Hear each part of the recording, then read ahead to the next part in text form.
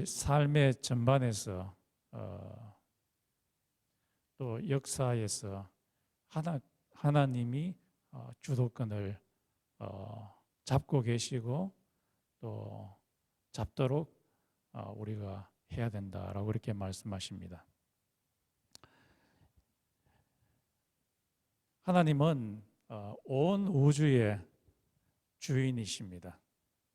온 우주의 주도권을 갖고 계신 분이 바로 하나님이시며 하나님의 아들인 예수님이 우주의 주도권을 잡고 계십니다. 오늘 본문 말씀에서 조금만 더 내려가면 골로새서 1장 17절에 예수님께서는 이 세상에 있는 만유를 우리 한글 성경에서는 조금 명확하지 않는데 영어로서는 whole together 이라고 되어 있습니다. 이 세상에 있는 모든 만물들을 다 잡고 계신다. 이 잡고 계신다는 말은 sustainer, managing. 그래서 이 예수님이 이 세상에 있는 우주에 있는 모든 행성들을 다 홀딩하고 계십니다. hold together 잡고 계시는 분이 바로 예수님이십니다. 이 골로새서 교회에 이 세상의 철학이 들어왔어요. 플라톤 철학이나 또는 스토익 필라스피가 들어와서 골로새 교회 내에 있는 교인들을 유혹합니다. 이 사람들의 주장이 한 가지 아이디어가 그들이 말하는 그 철학의 아이디어가 온 우주를 붙잡고 있다고 그렇게 골로새 내에 있는 교인들을 유혹을 합니다. 처음에는 예수님이 온 세상을 홀딩하고 있는 분이라는 것을 믿고 있었는데 그런데 세상 철학에 의해 가지고 예수님이 아니라 철학의 아이디어가 이 온 우주를 붙들고 있다라는 그런 가르침, 거짓 가르침의 유혹을 받게 되었습니다. 그래서 이 교회가 완전히 이 세상의 정신으로 넘어갈 그런 처지에 있게 되었을 때에 바울이 교회를 바르게 세워야 되겠다 생각을 하고 이 골로새서 편지를 보냅니다. 거기에 말하기를 골로새서 1장 17절에 바로 예수님이 이 세상의 우주의 모든 것들을 다 붙잡고 갖고 계시다라고 그렇게 이야기를 하십니다.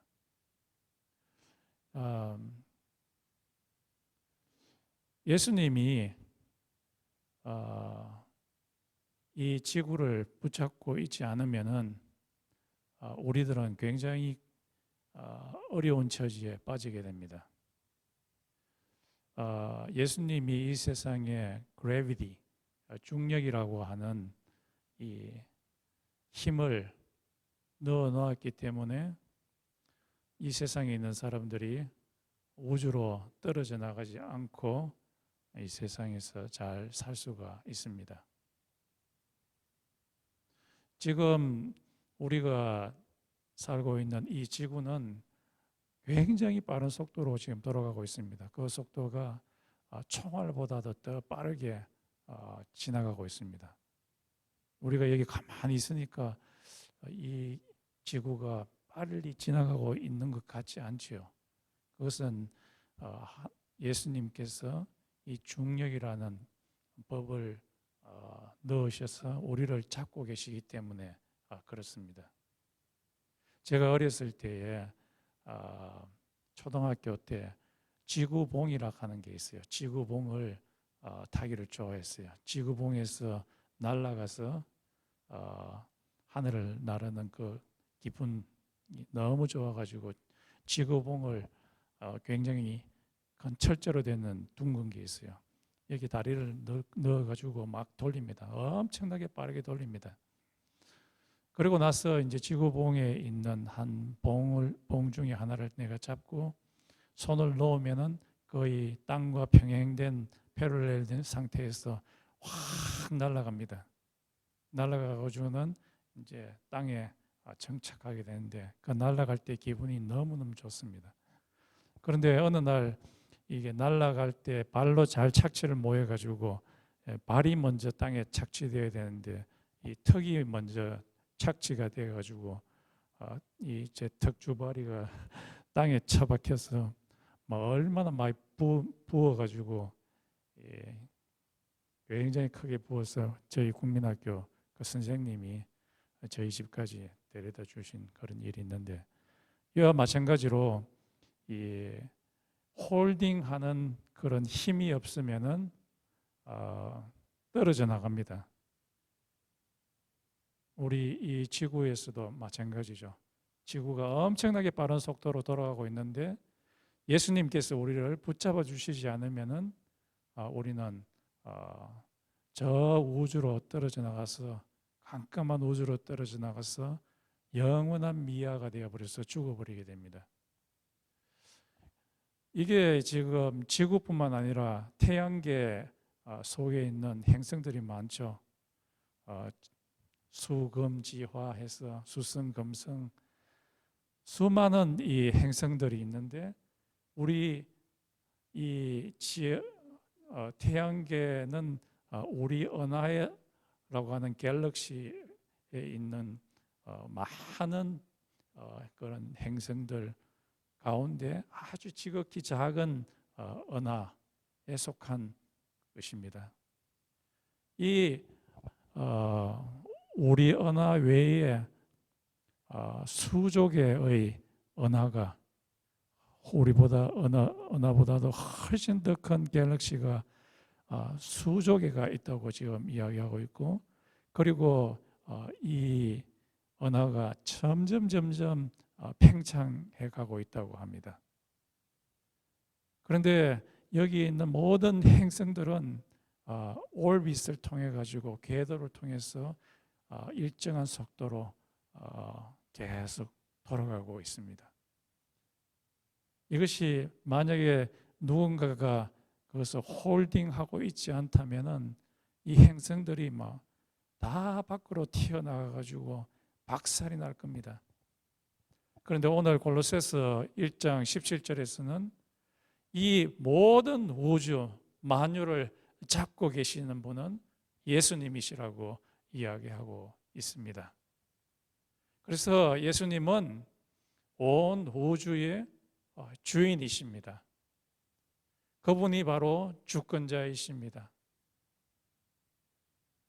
만약에 예수님이 온 우주의 주권자라는 것을 우리가 인정하게 된다면은 이 하나님 대신 예수님께 우리 자신의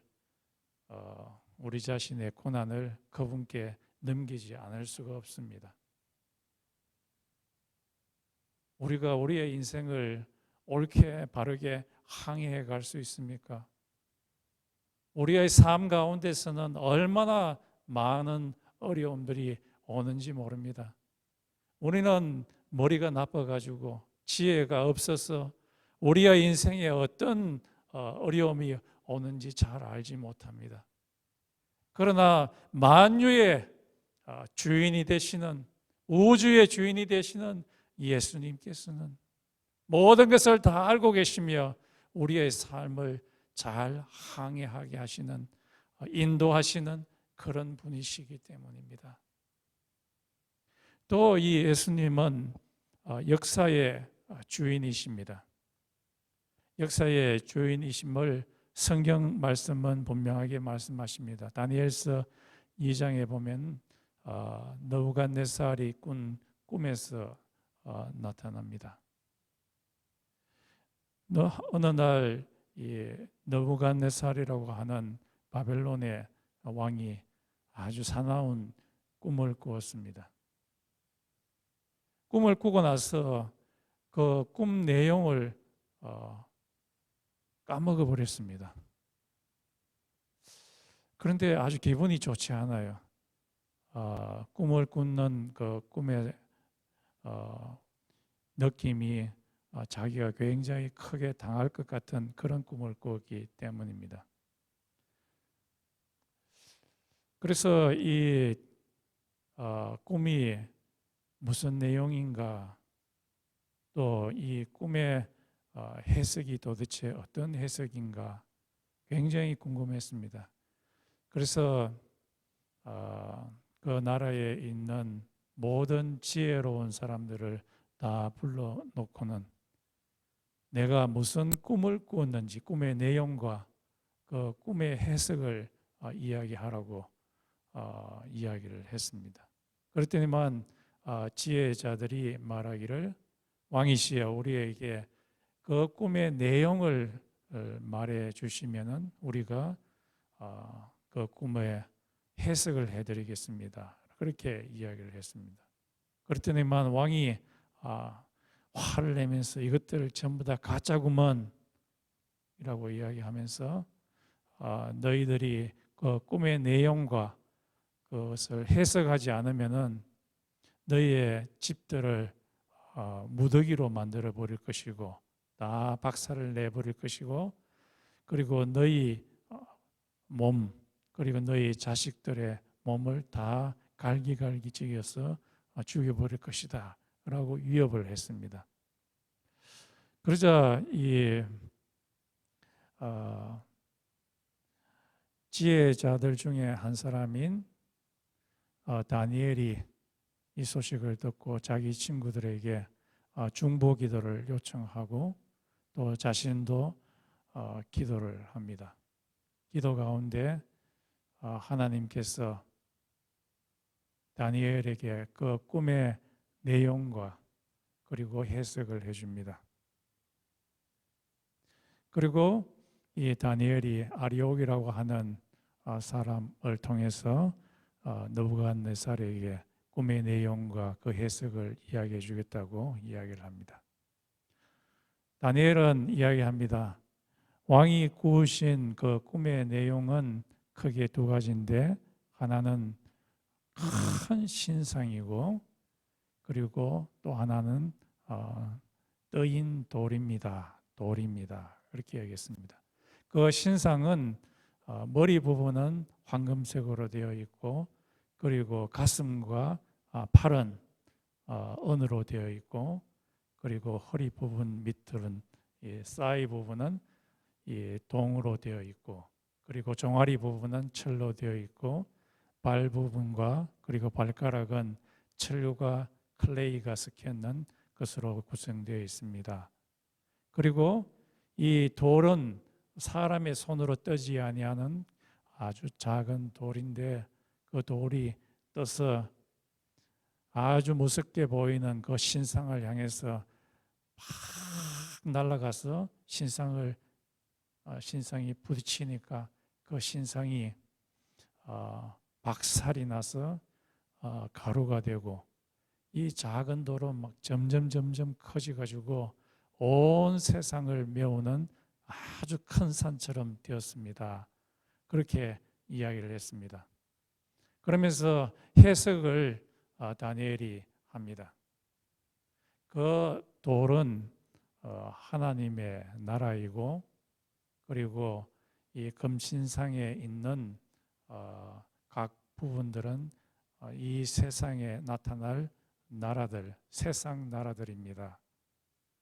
하나님의 나라가 이 세상 나라에 나타나서 이 세상 나라를 박살내고 그리고 돌이 온 세계를 다 메우듯이 이 세상 나라는 망해버릴 것이고 이 세상 나라가 하나님의 나라가 될 것입니다. 라고 그렇게 해석을 해 주었어요. 그런데 이 해석은 예수님께서 말씀하신 것과 마찬가지입니다. 예수님께서 주기도문에서 그의 나라, 주의 나라가 하늘에서 이루어진 것처럼 하나님의 나라가 이 땅 가운데서도 이루어지게 하옵소서 했는 그 말씀과 마찬가지입니다. 이 세상 나라는 하나님의 주권을 인정하지 않는 그 나라인데, 예수님께서는 하나님의 나라의 주체자로서 이 세상에 와서 이 세상 나라를 멸망을 시키고 이 세상 나라를 하나님의 나라로 만드시는 그 일을 하시는 분이십니다. 그래서 바로 이 말씀이 의미하는, 해석이 의미하는 바는 바로 예수님께서 하나님의 나라 그 자체로서 이 세상 나라를 멸하고 하나님의 나라로 채우게 될 것이라는 것을 이야기합니다. 이것이 의미하는 바가 크죠. 예수님이 바로 하나님으로서 이 역사에 옛날부터 지금까지 진행되어 온 역사의 주인이심을 이야기하고 있습니다. 역사의 주인은 바로 하나님이신 거죠. 세상 사람들은 생각할 때 이 세상에 있는 강력한 나라가 바로 주인이라고 생각을 하지만은 사실상은 하나님이 왕이심을 이야기를 합니다. 이렇게 다니엘을 해석을 해주자 왕이 엎드려서 이야기를 합니다. 야, 너의 하나님은 최고의 왕이다. 너의 하나님은 최고의 신이시다. 라고 느부갓네살이 찬양을 했습니다. 이 하나님은 역사를 주관하시는 그런 하나님이십니다. 또 이 하나님은 왕들의 주인이시기도 합니다. 이 세상에 있는 왕들의 주인. 이것이 느부갓네살의 두 번째 꿈에서 나타납니다. 찢겨진 나무 꿈입니다. 이 느부갓네살이 또 꿈을 꾸었어요. 아주 기분 나쁜 꿈을 꾸었습니다. 그 꿈에 보니까 아주 자기 앞에 큰 나무가 있고, 그리고 거기에는 가지들이 많이 있고, 그 가지에는 아주 좋은 열매들이 많이 달리고, 그리고 나무 밑에는 여러 짐승들이 거닐고, 그리고 가지에는 많은 새들이 있는데, 갑자기 하늘에서 한 관찰자가 내려와서 도끼를 가지고서 그 나무 밑둥을 찍어버립니다. 그랬더니만 큰 나무가 땅으로 탁 무너지게 되었습니다. 그리고는 이 관찰자가 쇠줄과 구리 줄로서 그 밑둥을 동료를 맵니다. 그 꿈을 꾸고 나서 이 느부갓네살은 기분이 너무너무 좋지 않았어요. 찢겨진 도끼에 찍힌 그 나무가 꼭 자기 같은 기분이 들었기 때문입니다. 이번에도 이 느부갓네살 왕이 온 지혜자들을 다 불러 모은 후에 이 꿈을 해석하라고 이야기했습니다. 첫 번째 꿈에는 꿈의 내용과 해석을 다 요구했지만, 이번에는 꿈 내용은 이야기하고 이것에 대한 해석을 하라고 이야기를 했습니다. 그런데 아무 지혜자도 이 꿈을 해석할 수가 없었습니다. 그런데 다니엘이 그것을 해석을 해줍니다. 해석을 하기를 그 큰 나무는 바로 당시엔 느부갓네살 왕을 의미하고, 그리고 이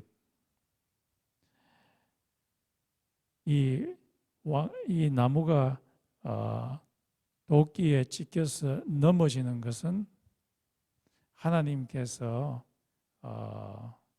왕을 폐위시키는 것을 의미하고, 폐위시키시고 또 어떻게 폐위시키느냐 하면은 왕에게 아주 좋지 못한 스피릿, 영을 보내는데, 마치 그 영을 맞은 사람은 자기가 소처럼 느껴져서 사람인데도 불구하고 자기가 소라고 생각을 하고 들로 가서 풀을 뜯어먹고, 또 들에 있어서 하늘에서 내려오는 이슬을 맞는 그런 영을 받아서 이 느부갓네살이 소처럼 풀을 뜯어먹는 그런 일이 있을 것이고, 그리고 이 밑둥에서 다시 싹이 나게 되는데, 그것은 왕이 7대를 지낸 후에 다시 왕으로 복귀하게 될 것이라는 말입니다. 그렇게 이야기를 했습니다. 이렇게 해석한 후에 얼마 지나지 않아서 느부갓네살이 궁전 옥상에 올라와서 자기가 지어놨는 매그니피센트한 도시를 둘러보니까 너무 기분이 좋기를, 이야, 내가 3번을 외칩니다. 내가 이 위대한 성을 만들었도다. 나의 위엄이 이 위대한 성을 만들었도다. 내가 만든 업적이다. 내가 하는 그 순간에 하나님께서 아까 말했는 그 영을 보내었습니다. 그러자마자 이 사람이 폐위가 되어가지고 들에 가서 막 소처럼 풀을 뜯어먹고 왕궁에 들어가지도 않고 하늘에서 내리는 이슬을 맞으면서 미친 사람처럼 그렇게 지내게 되었습니다. 7대가 지난 후에 하나님께서 그 영을 없애시고 다시 복귀를 시키게 됩니다. 이것을 보게 되면은 이 하나님께서 한 왕을 세우시기도 하시고, 하나님께서는 한 왕을 폐위시키기도 하시는 주도권을 갖고 계신 분이시라는 것을 알 수가 있습니다. 이 세상에 있는 모든 권력은 바로 하나님이 주관하시는 자이십니다. 이것을 보게 되면은 하나님께서 이 미국에 있는 조 바이든 대통령을 세우시기도 하시고 폐위시키기도 하실 수 있고, 한국에 있는 문재인 대통령을 세우시기도 하고 폐위시키기도 하실 수 있는 그런 하나님이심을 알 수 있습니다. 바로 하나님이 온 세상에 있는 지도자를 세우시고 폐위시킬 수 있는 주도권을 갖고 계신 분이심을 보여주고 있습니다. 또 다른 예가 벨사살 왕의 예를 볼 수가 있습니다. 다니엘서 5장에 보면은 느부갓네살 왕의 손잡을 되는 이 왕이 대관식을 하고 있습니다. 대관식을 할 때에 예루살렘 성전에서 갖고 온 아주 각종 기명들, 컵들, 이것을 가지고서 컵에다가 포도주를 부어서 귀족들과 벨사살 왕이 먹고 마십니다. 이 벨사살 왕이 대관식을 할 때에 그 성은 굉장히 두꺼워서 이중으로 되어 있는 그런 벽입니다. 그래서 어떤 적도 뚫고 들을 수 없는 그렇게 보이는 그런 성입니다. 그리고 그 성 안에는 엄청난 양의 음식을 비축해 놓아서 적들이 아무리 공격을 해도 몇 년간 끄떡없이 견딜 수 있는 만큼 그 성을 아주 안전하게 만들어 놓았습니다. 이 대관식 때 예루살렘 성전에서 갖고 온 컵으로 포도주를 마시고 있었습니다. 예루살렘 성전에서 나오는 그 기명들은 하나님을 위해서만 사용할 수 있는 것인데 그들이 그렇게 하지 않고 자기들의 입술을 위해서 포도주를 그것으로 마시고 있었습니다. 그때에 그 성전 성 안에 있는 분벽이라고 할 수 있죠. 이렇게 분같이 흰색으로 되어 있는 벽에 한 사람의 손가락이 나타나서 갑자기 글을 쓰게 됩니다. 글을 쓰는 것을 보자 이 벨사살이 안색이 파래졌다고 이야기하고 있고 막 다리가 막 두들두들 떨리는 일이 일어나게 되었습니다. 그래서 도대체 이 글이 뭐냐? 무슨 글이냐? 그리고 그 글의 해석이 뭐냐? 지혜자들한테 벨사살 왕이 물어보았지만은 아무도 알지 못했습니다. 그것이 아람어로 쓰여져 있기 때문에 글자 그 자체는 읽을 수는 있었지만은 아무도 해석하는 사람은 없었습니다. 그런데 이 다니엘이 이것을 해석을 합니다. 여기서 주목해야 할 것은 한 사람의 아들 같은 사람의 아들의 손이 나타났다. 어떤 사본에서는 그렇게 말합니다. 어떤 다른 사본에서는 단순히 한 손가락이 나타났다라고 얘기되었는데 다른 사본에서는 사람의 아들의 손가락이 나타나서 글을 쓴다. 이 사람의 아들이라는 말은 다니엘서 7장에 나타납니다. 사람의 아들이 구름을 타고 와서 태고쪽부터 계신 자에게 가서 온 우주를 다스릴 수 있는 고난을 받습니다.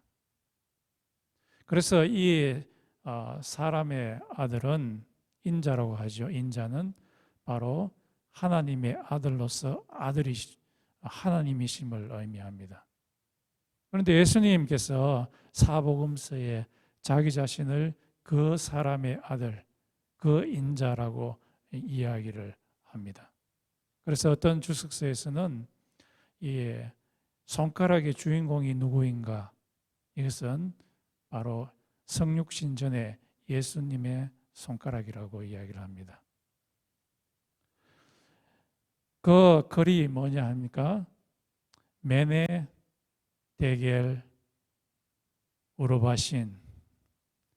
메네라는 그 말을 다니엘이 해석을 합니다. 메네라는 말은 numbered, be numbered. 수동태로 되어 있는데 숫자가 헤아려졌다. 이 말은 벨사살 왕의 통치 날짜가 벌써 헤아려지고 끝나버렸다라는 그 말이고, 데겔이라는 말은 저울 위에 얹어서 무게가 재어지다, 측정되었다. 그런데 이 측정이 하나님의 저울 위에 얹어 보았더니만 너무 가벼워 가지고 기준점에 전혀 올라가지 못한다. 우르바신이라는 말은 be divided, 나누어지다. 이 왕이 하나님의 저울에 무게가 너무 나가지 않아서 하나님께서 그의 나라를 디바이드 시켜서 다른 사람에게 넘겨주게 되었다 라고 이렇게 해석을 해 주었습니다. 이 해석을 해준 후에 이 고레스 왕이라고 하는 아주 유명한 왕이죠. 지금도 미국 역사학회에서 지금까지 역사상 가장 유명한 왕을 뽑으라고 하면은 이 고레스 왕을 뽑는 사람이 많습니다. 이 고레스 왕이 그 두꺼운 성벽을 뚫기보다는 성벽 밑에 땅굴을 파가지고 들어와서 이 성전 기물로 포도주를 마시는 이 홀을 밑을 뚫고 올라와서 거기에서 이 하나님을 경외하지 아니하는 벨사살 왕을 이 고레스 왕이 폐위시켜 버리고 그 나라를 다 나눠먹게 되었습니다. 이것을 보게 되면 그 사람의 아들 대신 분이 말씀하신 대로, 손가락이 말한 대로 하나님이 이 벨사살 왕을 될 수도 있게 하시고 폐위시킬 수도 있는 분이심을 우리 본문에서 알 수 있습니다. 바로 하나님이 이 세상 왕들을 주관하시는 자이심을 보여주게 됩니다. 그러므로 우리들은 이 왕들을 주관하시는 하나님을 의지해야 될 것입니다. 이 하나님에게 우리의 모든 고난을 그분께 드리고 그분이 나의 인생을 항해해 달라고 하나님한테 기도해야 되고 그 하나님께 우리의 인생을 이전시켜야 될 겁니다. 우리가 갖고 있는 얄팍한 지식, 우리가 갖고 있는 의지, 그것은 너무 연약해서 우리를 옳게 바르게 바른 방향으로 생명의 길로 인도하기는 너무너무 미약합니다. 이 세상에 있는 왕을 주관할 수 있는 그 하나님에게 우리의 인생을 맡겨야 될 겁니다. 그분이 우리의 인생을 항해하게끔 그 길을 돌려드려야 될 것입니다. 또 우리 하나님은 우리 사회의 주인이십니다. 골로새서 4장 2절에서 18절에 보면은 바울이 골로새에 보내는 마지막 인사에서 오네시모를 형제로 맞아들이라, 오네시모를 맞아들이라라고 마지막 인사를 합니다. 이 오네시모는 빌레몬이라고 하는 사람의 노예입니다.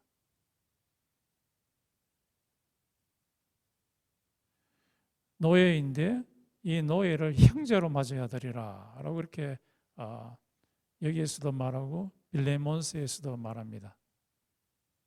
그 당시 로마 시대는 노예는 사람도 아닙니다. 물건입니다. 물건처럼 취급합니다. 그 당시 주인은 노예들을 아주 물건처럼 취급해서 육체적으로, 정신적으로 얼마나 어뷰즈를 많이 했는지 모릅니다. 그런데 이 노예를, 마음대로 취급할 수 있는 이 노예를 형제로 맞아들이라.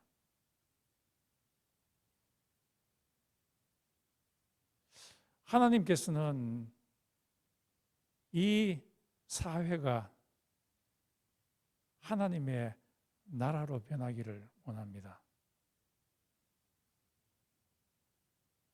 마귀의 속성인 남을 어뷰즈하는 그런 나라에서 예수님의 나라는 사랑의 나라입니다.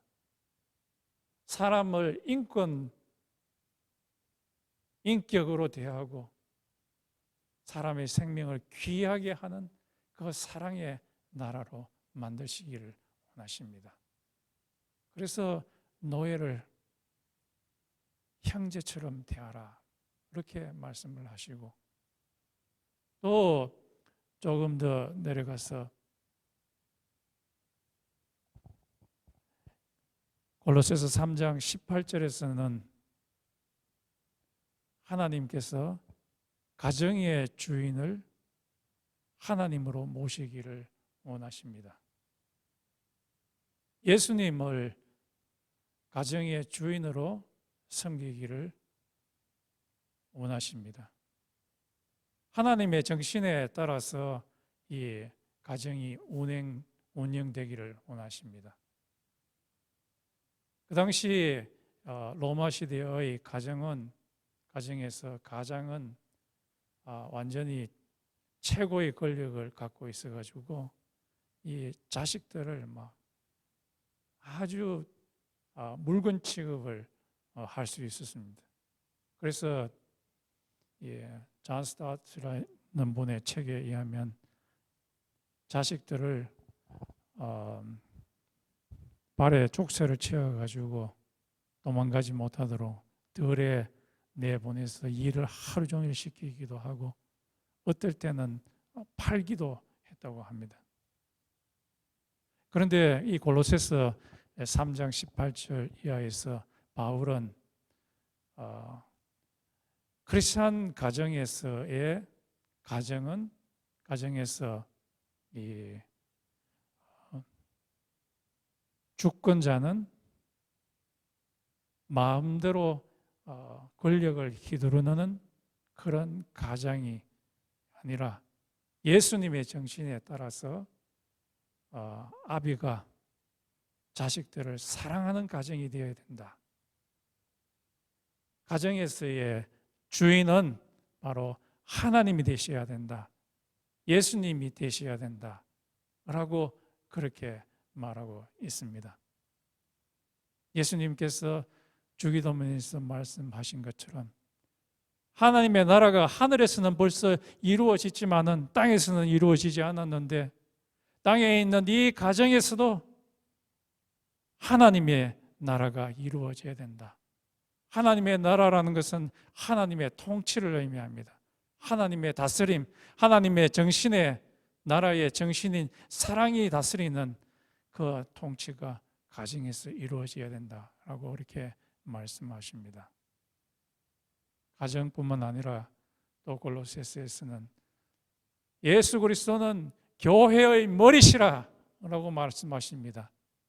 머리라는 말은 뭡니까? 통치자.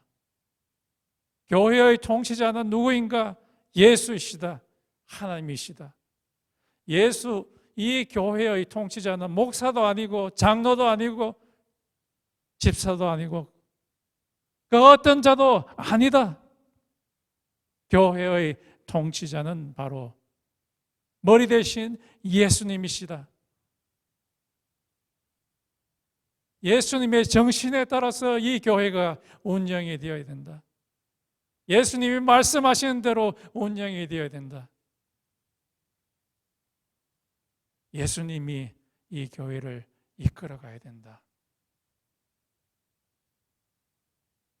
우리 하나님은 온 세상의 왕이십니다. 예수님은 온 우주의 왕이시고, 예수님은 우리 가정의 왕이시고, 예수님은 우리 교회의 왕이십니다. 그러므로 우리는 모든 권한을 하나님 대신 예수님께 이전시켜야 됩니다. 이전시킬 때 우리의 감정은 그렇게 썩 좋지 않습니다. 왜냐하면 우리 속에 있는 육신, 내 자신을 높이려고 하는 flesh, 사르스, 이것을 죽여야 되기 때문입니다. 이전시킨다는 것은 내가 왕 되려고 하는, 내가 주인 되려고 하는 이것을 죽이고 하나님께 나의 고난을 양도해야 되기 때문입니다. 그러나 이전하고 나서는 우리가 굉장히 큰 안정감을 느낍니다. 왜냐하면 모든 자원을 갖고 계신 그 하나님께서 우리의 인생을 이끌어 가시기 때문입니다. 하나님께서 광야에 이스라엘 백성들이 40년 동안 있을 때에 매일매일 프레시한 빵을 공급했죠. 만나를 공급했습니다. 우리 음식 보관하는 거 쉽지 않습니다. 매일매일 따끈따끈한 거 주는 거 쉽지 않습니다. 조금만 있으면 며칠간만 밖에 내놓으면 썩어버립니다. 그런데 우리의 하나님 되신 그 하나님께서는 40년 동안 하루도 빠지지 아니하시고 아주 프레시한 빵을 그의 백성들에게 먹이셨던 겁니다. 누구에게? 고난을 하나님께 드린 자에게. 우리 신발요, 얼마 신지 않으면 얼마나 불편한지 모릅니다. 그런데 이스라엘 백성들을 하나님께서는 40년 동안 아주 편한 신발을 주셨어요. 떨어지지도 않으면서도 얼마나 푹신푹신한지 몰라요. 40년 동안 그 험난한 광야를 걸어 다녔다 할지라도 발이 부르트지 않았다고 합니다. 왜 그렇습니까? 우리의 인생을 주관하시는 그 하나님께 모든 것을 맡겨버렸기 때문입니다. 그들이 40년 동안 광야 생활을 할 때 하나님께서 40년 동안 히터 틀어주셨어요. 광야는 밤이 되면 얼마나 추운지 모릅니다. 낮에는 얼마나 더운지 모릅니다. 불기둥을 만들어가지고 뜨끈뜨끈하게 해주셨어요. 요즘 여러분 추워가지고 집에서 히터 틀지요? 히터 한 번만 안 틀어보십시오. 어떻게 됩니까? 덜덜덜덜 뜹니다. 그런데 40년 동안 하나님께서 히터를 틀어주셔서 몸을 따뜻하게 했습니다. 이렇게 우리가 우리의 모든 고난을, 주인됨을 하나님께 옮겨버리게 될 때 하나님께서 우리의 인생을 책임져 나가게 됩니다. 그분은 모든 것을 갖고 계시기 때문에 우리가 이전하게 될 때에 얼마나 우리가 안정감을 얻을 수 있는지 모릅니다. 여러분 겁나시죠? 이전하려고 하니까. 내가 갖고 있는 거 이거 이전해버리면 나는 거지 되는 거 아니야? 그러나 그렇지 않습니다. 우리가 우리의 고난을 하나님께 이전하는 데는 우리의 믿음이 필요로 합니다. 한번 맡겨봅시다. 나도 겁납니다. 그러나 한번 조금씩 한번 맡겨봅시다. 하나님한테. 그러면 우리의 삶 가운데서 얼마나 하나님의 풍성함을 맛볼 수 있는지 모릅니다. 우리의 고난을 하나님께 맡깁시다. 더 이상 내가 내 삶의 주인으로서 벌벌벌벌 떨면서 그거 잡으려고 놓지 맙시다. 하나님께 맡깁시다. 그러면 하나님께서 우리를 풍성함으로 인도해 주실 것입니다. 죽음이 아무리 두렵다 할지라도 예수 그리스도 우리의 하나님 되신 예수를 붙잡으면 죽음도 극복하게 해주십니다. 우리 다 같이 한번 기도하겠습니다. 우리의 감정체계는 우리가 갖고 있는 고난을 남들에게 하나님께 맡기려고 하면 정말 두려움에 빠집니다.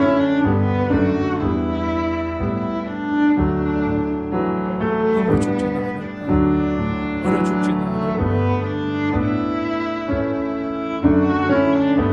그러나 성경은 말씀하십니다. 너의 모든 것을